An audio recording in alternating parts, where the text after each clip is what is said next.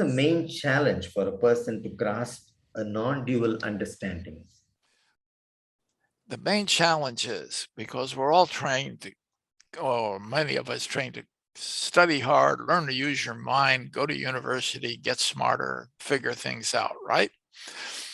But the main challenge is to accept the fact you cannot know the absolute through the cognitive mind. You have to transcend that, either through meditation, through karma yoga, jnana yoga, raja yoga, whatever path you choose, Kabbalah. And remember, and there's a beautiful thing in Patanjali's Yoga Sutras, where how he defines yoga. Chitta, vritti, nirodha. Chitta is our mind stuff. Vritti, our thoughts. Nirodha, slow down. Basically, let's take the last two words, because chitta is a whole discussion. Your thoughts and the slowing down of the mind. And to try to have no thoughts. Now, their practitioners say it's impossible not to have a thought, just let it go. But that's another discussion on types of meditation. And so how do we slow down this monkey mind Suzuki talked about that's always jumping from one thought to another, and I fail miserably on that. That's why I realized karma yoga is a better path for me. My biggest spiritual work is to get out of my head, so to speak, because I have such a curiosity and I have to get detached from my curiosity. And so did I answer your question? I kind of got lost in my answer. You're going towards that because it's about the three terms in yoga you were mentioning, of which the last two words you were emphasizing. Yeah, the chitta is the mind stuff. Metaphorically, think of it as a lump of clay, and every time you have a thought, you make a little mark in this soft clay.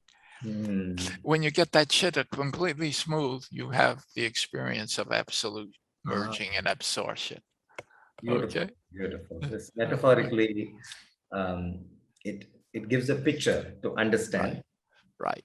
Not through words, but a kind of a little dip into that experience of wanting to see the clay without a mark. Thank you. That's right.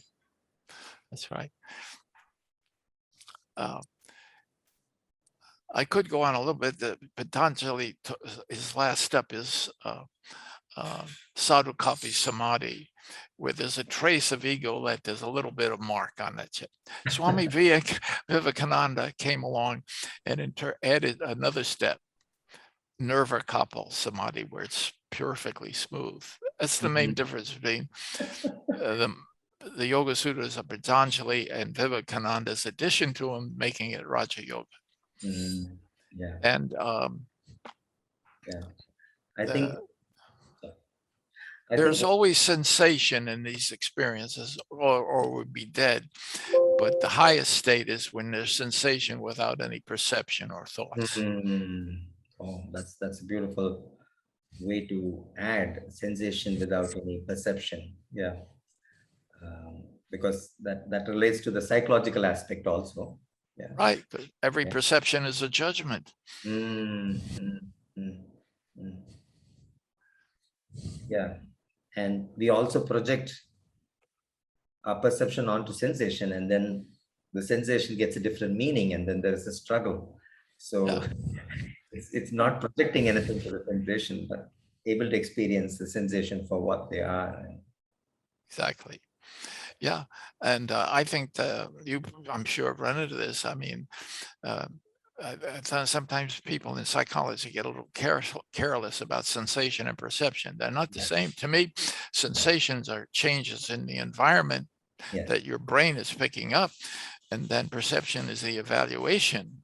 Yes, I do agree with your way of looking at it. It resonates for me also. Yeah. And one addition which came to my mind is about Ramana Maharishi, who's Indian. Oh, yes. So he said, the question, who am I? Is like in the crematorium, we burn the body. So we use one stick with the flame. And after you lit the flame, then you have to put that stick also, not to hold on to that. Exactly.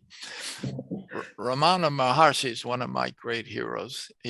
For viewers, he died about 1950 or so. I've been to his ashram 30 years after his death a couple of times in South India, and he was the greatest Jnana Yoga. Who am I? Neti Neti. I mean, it was just a magnificent spiritual teacher.